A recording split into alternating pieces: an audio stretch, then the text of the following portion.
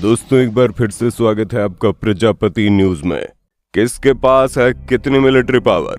क्या होता है जब मुट्ठी के बराबर एक छोटा सा देश बड़ी ताकत से लड़ाई मोल ले लेता है? क्या उस छोटे से देश के अंदर इतनी हिम्मत होती है कि इतने बड़े और ताकतवर देश को हरा सके?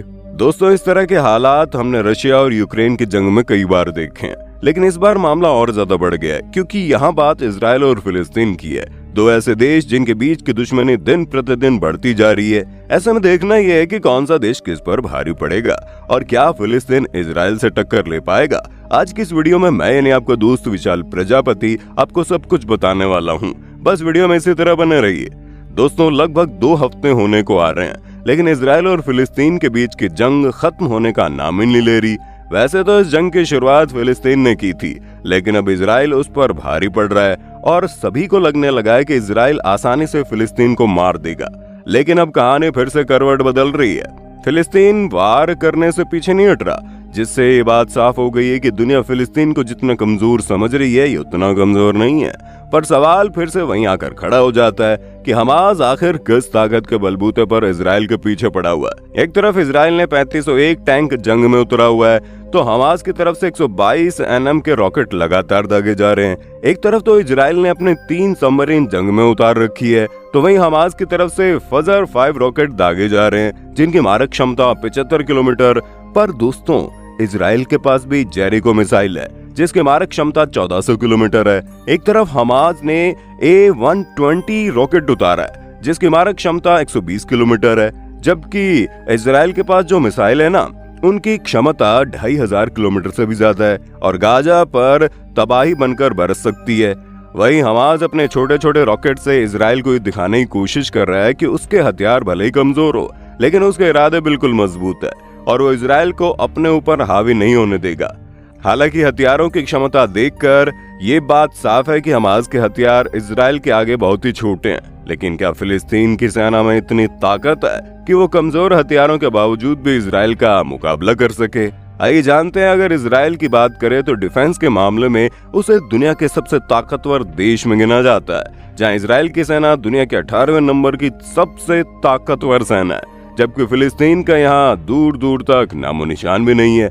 अगर हम डिफेंस बजट की बात करें ना तो दोस्तों उसके बारे में सुनकर आपके कान खड़े हो जाएंगे, क्योंकि इजराइल अपनी सेना के ऊपर हर साल 42 अरब 65 करोड़ डॉलर खर्च करता है। वहीं फिलिस्तीन केवल 92 लाख का खर्चा हर साल अपनी सेना पर कर पाता है। अब इतने कम बजट में जाहिर सी बात है बहुत ही कम हथियार और सैनिक मैनेज किए जा सकते हैं, इसलिए तो फिलिस्तीन को एक बहुत ही छोटा और कमजोर देश समझा जा रहा है। दोस्तों फिलिस्तीन की आर्मी का नाम फिलिस्तीन लिबरेशन आर्मी है, तो वहीं इजराइल की आर्मी का नाम इजरायली डिफेंस फोर्स है। जहां फिलिस्तीन की सेना ने सिर्फ 70,000 एक्टिव मिलिट्री पर्सनल है, तो वहीं इजराइल की सेना में एक्टिव मिलिट्री पर्सनल की संख्या 1,73,252 से भी ज्यादा है। यानी अगर इन दोनों देशों को बिना हथियारों के लड़ने के लिए कह दिया जाए ना तो फिलिस्तीन का सफाया करने के लिए इजराइल को अपने आधे सैनिक जंग पर नहीं उतारने पड़ेंगे। हालांकि फिलिस्तीन के पास 5000 के करीब रिजर्व मिलिट्री पर्सनल हैं, लेकिन इसके बावजूद भी फिलिस्तीन इजराइल का मुकाबला नहीं कर सकता। और अब जो किताब हम आपके सामने खोलने वाले हैं उसे जानने के बाद आपके होश उड़ जाएंगे, क्योंकि फिलिस्तीन के पास एक भी पैरा मिलिट्री फोर्स नहीं है। वहीं इजराइल के पास 8000 पैरा मिलिट्री फोर्स मौजूद है। अगर हम हथियारों की बात करें तो दोस्तों फिलिस्तीन के पास सिर्फ और सिर्फ 63 टैंक है, वहीं इजराइल के पास 2200 टैंक मौजूद है। अगर हम बक्सरबंद यानी आर्म्ड व्हीकल के बारे में बात करें तो फिलिस्तीन इस मामले में बहुत पीछे है, जिसके पास मात्र 130 आर्म्ड व्हीकल है। वहीं इजराइल के पास 56,200 आर्म्ड व्हीकल मौजूद है और आर्टिलरी के मामले में तो फिलिस्तीन एकदम जीरो है। वहीं इजराइल के पास 650 आर्टिलरी मौजूद है। पर दोस्तों जब बात रॉकेट प्रोजेक्टर्स की आती है तो फिलिस्तीन इजराइल से ज्यादा दूर नहीं है, क्योंकि फिलिस्तीन के पास 250 रॉकेट प्रोजेक्टर हैं, तो वहीं इजराइल के पास केवल 300 रॉकेट प्रोजेक्टर्स मौजूद हैं, जिससे वो रॉकेट दागते हैं। और शायद यही वजह है कि फिलिस्तीन इजराइल के ऊपर हमेशा रॉकेट से वार करता रहता है। और दोस्तों अगर हम एयरफोर्स के बारे में बात करें तो यहाँ पर भी काफी चौंका देने वाले आंकड़े सामने आते हैं, जहाँ इजराइल के पास 601 एयरक्राफ्ट हैं, वहीं फिलिस्तीन इस मामले में बिल्कुल जीरो है। उसके पास एक भी एयरक्राफ्ट मौजूद नहीं है। और कुछ ऐसा ही हाल फाइटर जेट्स के साथ भी देखने को मिलता है, जहां इजराइल के पास 241 फाइटर जेट्स हैं, तो वहीं फिलिस्तीन के पास एक भी फाइटर जेट मौजूद नहीं है, और तो और फिलिस्तीन के पास एक भी अटैक एयरक्राफ्ट नहीं है। यानी फिलिस्तीन को जो एयरफोर्स है वो केवल नाम की एयरफोर्स है, क्योंकि इनके पास कोई भी भारी हथियार ही नहीं है जिसकी बदौलत वो हवा में इजराइल के साथ टक्कर ले सके। अब अगर हम फिलिस्तीन की नवेल फोर्स की जानकारी उठाकर देखें तो दोस्तों इजराइल के पास कई सबमरीन मौजूद हैं, तो फिलिस्तीन का हाल ठन ठन गोपाल है और उसके पास कुछ भी नहीं है। हालांकि एयरक्राफ्ट कैरियर के मामले में दोनों बराबर हैं, क्योंकि दोनों ही देशों के पास एक भी एयरक्राफ्ट कैरियर नहीं है। लेकिन सबमरीन के मामले में दोनों देशों में इजराइल के पास 5 सबमरीन है, तो फिलिस्तीन के पास एक भी सबमरीन नहीं है। और इन सारी चीजों को देखकर आपको अंदाजा हो गया होगा कि फिलिस्तीन दूर दूर तक इजराइल के जितना ताकतवर नहीं है।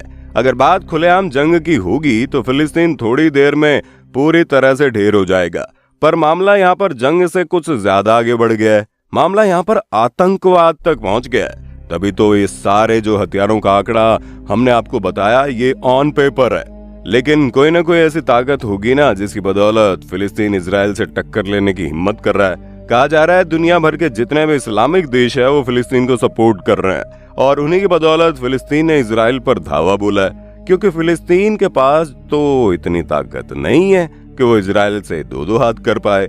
बाकी आपका इस मामले में क्या विचार है कमेंट में बताइए, और इसी तरह की वीडियोस को देखते रहने के लिए चैनल को लाइक शेयर सब्सक्राइब करना ना भूलें। धन्यवाद। दोस्तों आपकी स्क्रीन पे 2 और वीडियोस दिख रही हैं, जिसे देखने के लिए आप इस स्क्रीन पर क्लिक करें। दोनों देखिएगा, बहुत अच्छी वीडियो बनी है।